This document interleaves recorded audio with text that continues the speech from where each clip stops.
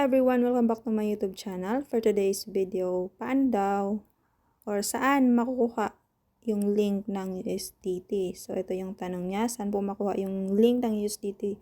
Sa Pupo. So sa Pupo, we're talking about Pupo po, ha? Okay, pumunta tayo kay Pupo.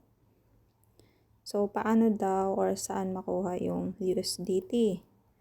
Okay, pumunta tayo kapag dito na tayo sa dashboard ng Pupo, pumunta tayo dito sa coins kasi andyan po makikita yung USDT link. And then itap mo yung top up.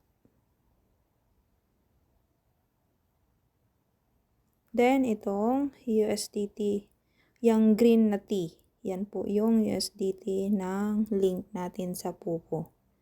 And then kapag pindutin mo yan, scroll down and lalabas po yung copy. So ito yung link. Ito yung link natin. So, kapag i-copy mo yan, ayan, ma-copy mo na siya, and then, ilagay mo na kung saan mo siya i-send, or ilagay mo ba siya dito sa payment method. Ayan, dito sa method natin. Dito sa USDT. Ayan. So, ganun lang po kung saan, or paano kunin ang USDT dito kay Pupo. Thank you for watching and don't forget to like, share, and subscribe. Bye-bye.